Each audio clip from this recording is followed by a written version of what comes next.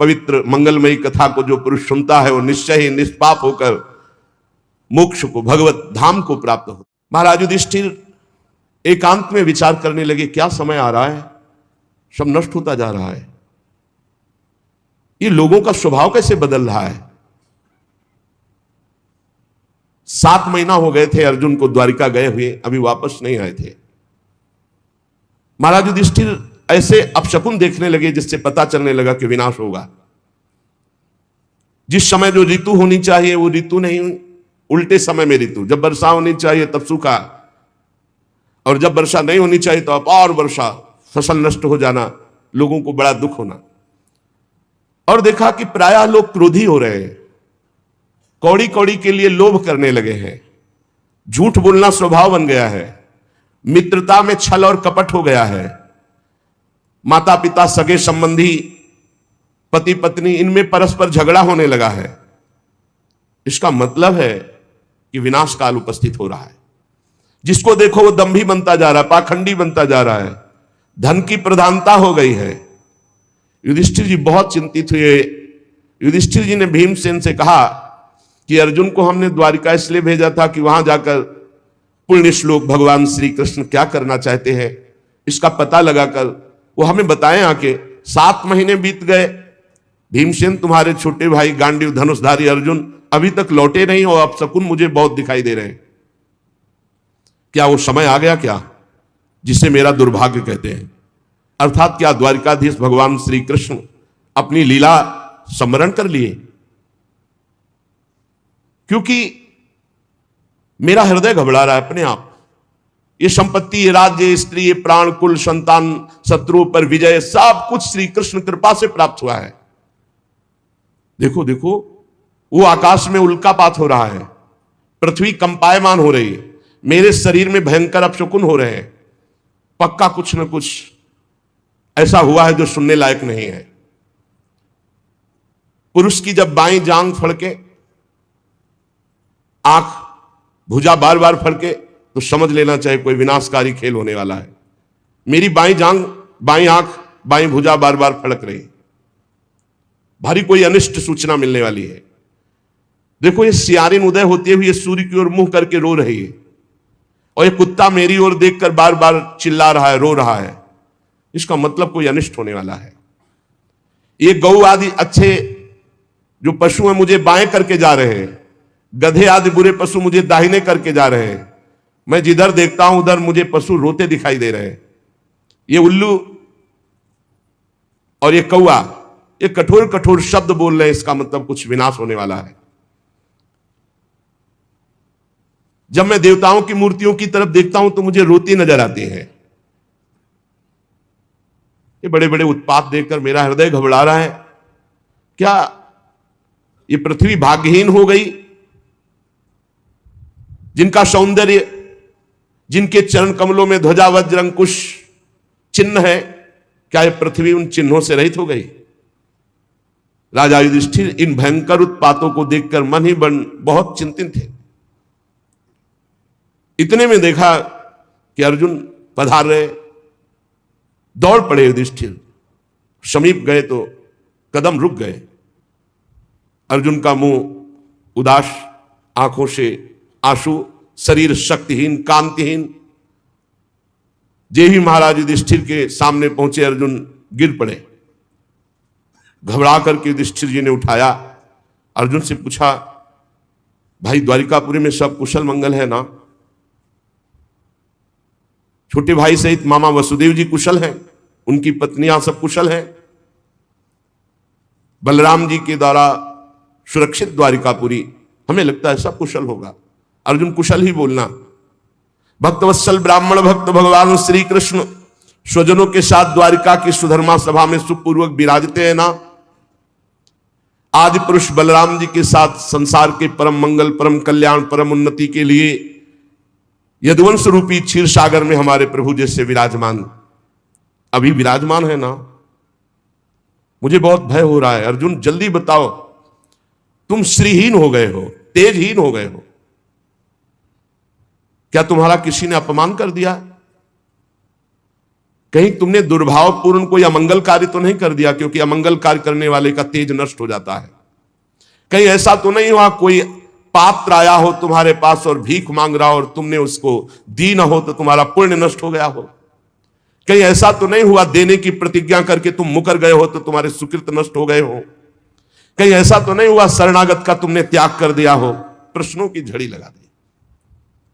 कहीं ऐसा तो नहीं हुआ अगम्या स्त्री का समागम कर लिया हो। कहीं ऐसा तो नहीं हुआ कि जिस समागम करने योग्य का अपमान कर दिया हो। बड़े प्रश्न किए, लेकिन मुझे लगता है कि ऐसा धर्म विरुद्ध आचरण तुमसे कोई हो ही नहीं सकता। बहुत संभल के बोलना, इस समय मैं बहुत घबरा रहा हूं, क्या हो गया, मुझे बहुत मानसिक पीड़ा हो रही। वैसे ही दुख से अर्जुन जी बड़े दुखी थे। जब इतने प्रश्न किए तो विषादग्रस्त आंसुओं की झड़ी अर्जुन की, शरीर कांप रहा है, मुख सूख रहा है, पीला पड़ गया है चेहरा, बस एकमात्र श्री कृष्ण के ध्यान में डूबे हुए हैं।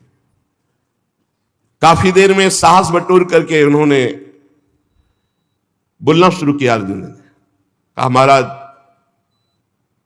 मेरी आंखों से वो ओझल हो चुके हैं जो हमारे प्राण, हमारे जीवन, हमारे सखा, जो प्रेमवश रथ हाँकना, टहलना, दूत बनना, मित्रता का, अभिन्न हृदयता का व्यवहार करना, महाराज मैं लुट गया। प्रभु अंतर ध्यान हो गए। महाराज जिन्होंने मेरे ममेरे भाई का घनिष्ठ रूप धारण किया वो परब्रह्म परमात्मा है, मैं समझ नहीं पाया। जिन्होंने मेरे मित्र का रूप धारण किया वो मुझे ठग लिया। मेरा पराक्रम बड़े बड़े देवता नहीं सह सकते थे, आज क्षुद्र बन के भीलों ने मुझे परास्त कर दिया, लूट लिया। क्योंकि मेरा बल तो अंतर ध्यान हो गया ना। जैसे ये शरीर प्राणों से रहित मृतक कहलाता है महाराज, आज मैं वैसा हो चुका हूं। मेरे प्राण श्री कृष्ण अंतर ध्यान हो चुके हैं। मैंने उन्हीं के आश्रय से महाराज द्रुपद के घर में आए हुए कामोन्मत्त राजाओं का तेज अपहरण करके द्रौपदी को स्वयंवर में जीता।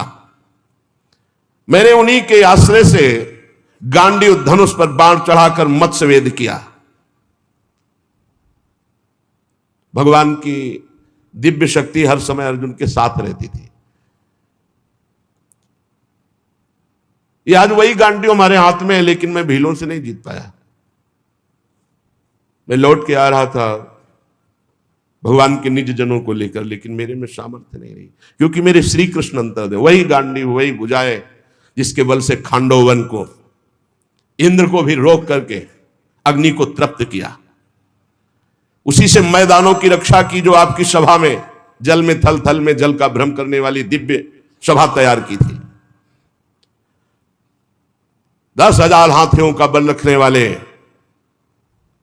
जरासंध को ऐसे तिनके की तरह चिरवा दिया उन्हीं श्री कृष्ण ने भीम से। 20,000 राजाओं को मुक्त किया जो भैरव यज्ञ में बलि देने के लिए बंदी बनाए हुए था। महाराज हर तरह की विपत्ति में श्री कृष्ण सामने नजर आते थे। चाहे वो द्रौपदी को वस्त्रहीन करने के लिए कौरवों की सभा हो, या वनवास के समय दुर्योधन के षड्यंत्र से भेजे हुए 10,000 शिष्यों के साथ दुर्वासा ऋषि, हर समस्या का समाधान श्री कृष्ण थे। ये कई बार सुना चुके हैं दुर्वासा ऋषि का प्रसंग। बड़ा कठिन है किसी महापुरुष को प्रसन्न कर लेना, लेकिन जिनका भगवान से अनुराग नहीं वो लाभ नहीं ले पाते। 4 महीने दुर्वासा जी की बड़ी सेवा की दुर्योधन ने। दुर्वासा जी ने कहा वरदान मांगो, चातुर्मास भर तुमने सेवा की, क्या चाहते हो? दुर्योधन ने विचार किया कि पांडवों का जड़ से नाश हो जाए, बढ़िया अवसर है। तो उनका ब्राह्मण हमारे ज्येष्ठ भ्राता महाराज युधिष्ठिर वनवास में है, आप 10,000 शिष्यों के साथ जाएं और उनका आतिथ्य स्वीकार करें। तब जब द्रौपदी जी बटलोई में प्रसाद पाले, द्रौपदी पालिए फिर वहां कुछ नहीं। सिद्ध सूर्यदेव के द्वारा दी हुई बटलोई थी, तथास्तु कहकर दुर्वासा जी ठीक उसी समय पहुंचे जब द्रौपदी जी प्रसाद पाके बटलोई मार्जन करके रख दिया। शिष्य मंडली 10,000, आगे दुर्वासा जी। जय महाराज धर्मराज जी के समय पहुंचे, साष्टांग दंडवत किया। महाराज आगे, आज तो हमारे अहो भाग्य, आप कृपा करके दर्शन दिए। अब पूछना होता महाराज प्रसाद पाल? हाँ हाँ, अभी यमुना स्नान करके आते हैं, अभी आते हैं प्रसाद पाने। 10,000 शिष्य सहित यमुना जी स्नान करने गए। महाराज युधिष्ठिर द्रौपदी के पास गए और द्रौपदी जी से पूछा प्रसाद पा लिया? हाँ, बटलोई मान के रख दी। मूर्छित से हो गए। द्रौपदी जी कौरव सभा से शरणागति पूर्ण पुष्ट हो चुकी थी। उठाया, आप ऐसी दशा को क्यों प्राप्त हो गए? तो उनका बटलोई में तुमने पा लिया, धो के रख दिया। 10,000 शिष्यों के साथ महाक्रोधी दुर्वासा ऋषि आते ही साफ दे देंगे। अब क्या 10,000 के लिए कंदमूल फल भी एकत्रित नहीं कर सकते? द्रौपदी ने कहा, एक बटलोई का तुम्हें इतना भरोसा है? अरे जो पूरे विश्व को पवाता है वो मेरा श्री कृष्ण है, आप कोई संशय नहीं। आंख मूंदी और ध्यान करके आर्त भाव से पुकारा श्री कृष्ण। उनको कहीं आना जाना है? देखा पीतांबर फहराते हुए मुस्कुराते हुए चले आ रहे हैं। आकर के पहले कहा, द्रौपदी बहुत भूख लगी, कुछ पवा। समस्या पे समस्या। अरे महाराज इसी समस्या से तो आपको याद किया है। नहीं कृष्ण ने बाद में, बड़ी भूख लगी, कुछ खाने को दो। द्रौपदी ने फिर गदगद कंठ से कहा, प्रभु ऐसे तो मेरे बड़े भाग्य हैं कि आप ऐसे कह रहे, पर प्रभु इस समय कुछ नहीं है, बटलोई मांझ के रख दिया। अच्छा तो जरा बटलोई लाना।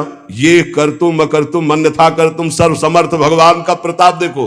कोई साधारण स्त्री भी जूठा पात्र थोड़ी धो के रखे कि रख दिया उसमें जरा भी शीत लगा हुआ है।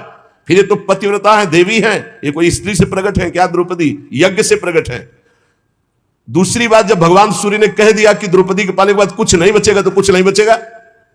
लेकिन श्री कृष्ण है, एक साक का शीत निकाला। कहां से निकाला? बटलोई से। सिद्ध बटलोई, धुली बटलोई, ये है श्री कृष्ण।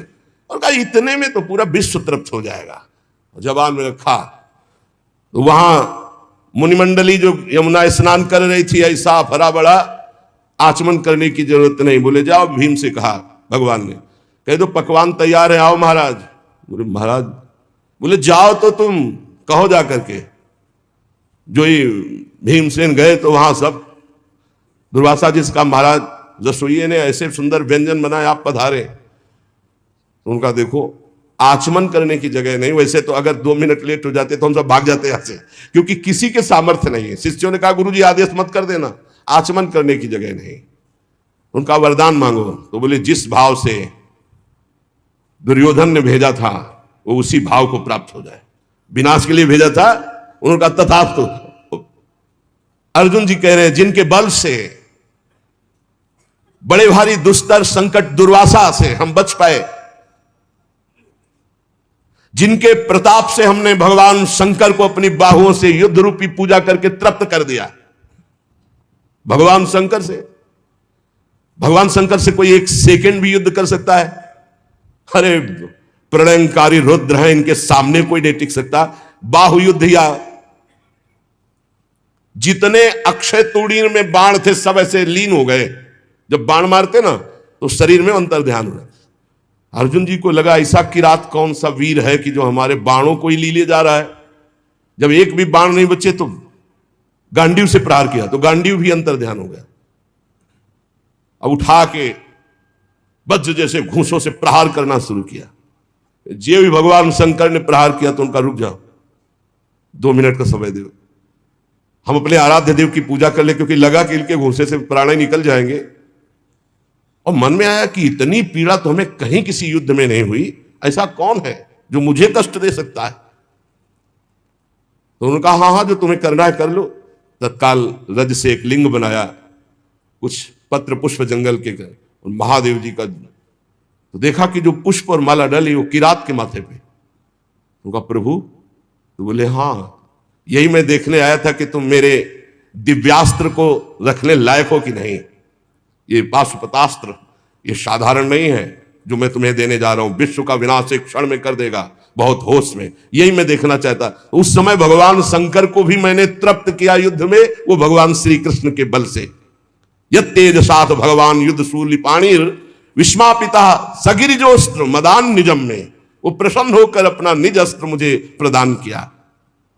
महाराज, जिन श्री कृष्ण के प्रताप से देवराज इंद्र की सभा में देवराज के सिंहासन पर आधे पर बैठने का मुझे अधिकार मिला, जिन श्री कृष्ण के प्रताप से देवताओं ने मेरी पूजा की, ऐसा मैंने युद्ध किया, निवात कवच नामक दैत्यों का विनाश किया, आज मैं उनसे रहित हो गया हूं।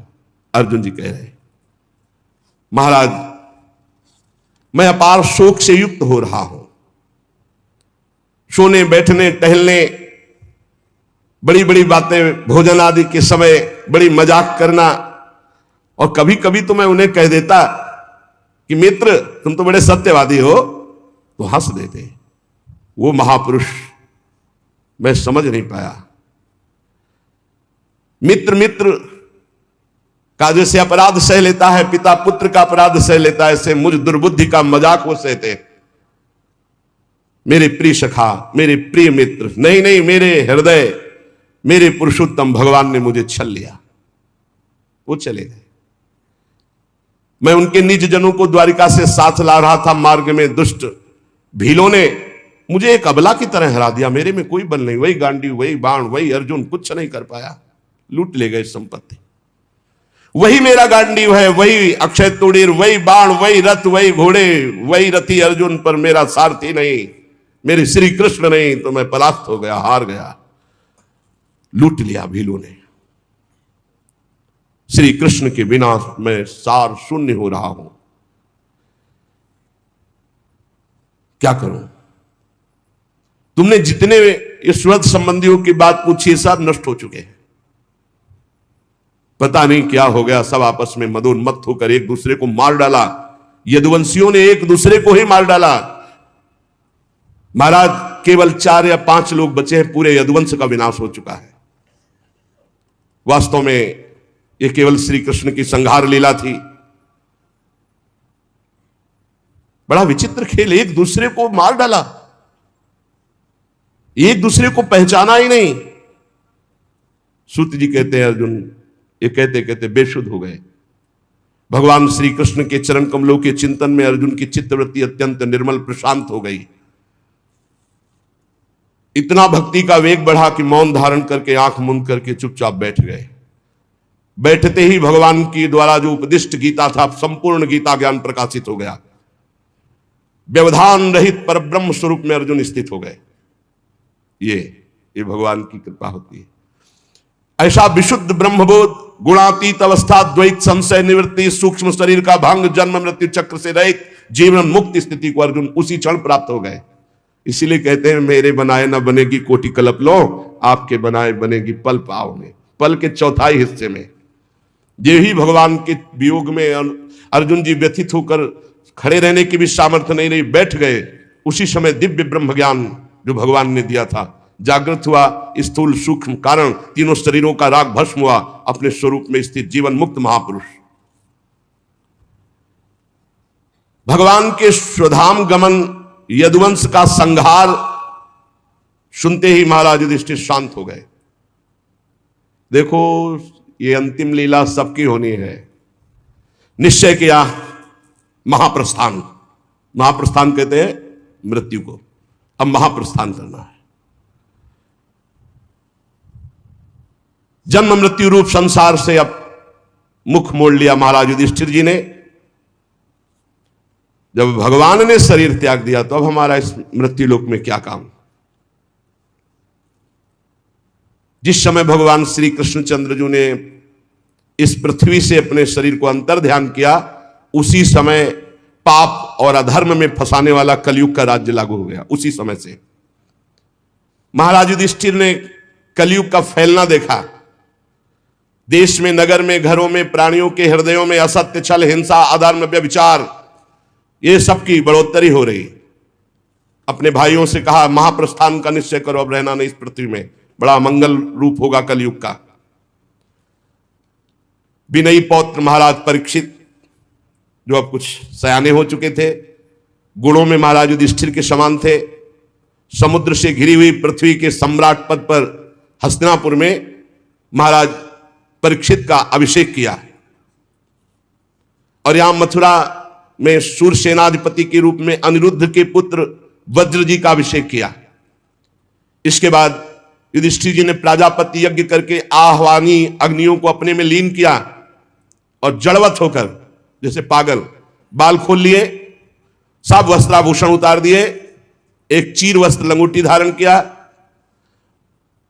भावना से वाणी को मन में, मन को प्राण में, प्राण को अपान में, अपान को उसकी क्रिया मृत्यु में, मृत्यु को पंचभूत शरीर में लीन कर दिया, शरीर को मृत्यु रूप अनुभव करके त्रिगुण में मिला दिया, त्रिगुण को मूल प्रकृति में, मूल प्रकृति को सर्व कारण रूपा प्रकृति में, प्रकृति को आत्मा में, आत्मा को ब्रह्म में विलीन करके जीवन मुक्त हो गए तत्काल। यह है भगवान के निज जनों का महामहिमामय स्वरूप। जीवन मुक्त, आवागमन मुक्त, पहले मुक्त, अब चीर वस्त्र धारण किया और नियम लिया कि मुख में ना जल जाएगा ना अन्न जाएगा, जब तक प्राण है ना अन्न ना जल। मौन, केस खोल लिए और बिना किसी को देखे सुने बोले निकल पड़े। पर ब्रह्म स्थिति, उत्तर दिशा की ओर बढ़ते चले जा रहे हैं। भीमसेन, अर्जुन, नकुल, सहदेव, द्रौपदी, इन्होंने जब देखा कि भैया इस महाप्रस्थान को, तो ये भी महाप्रस्थान को भगवान श्री कृष्ण के चरणों का सब ध्यान करते हुए महाराज युधिष्ठिर के पीछे पीछे महाप्रस्थान। सबकी बुद्धि एकमात्र कृष्णाकार, सबकी बुद्धि श्री कृष्ण में लगी हुई। फलतः एक एक गिरते जा रहे हैं।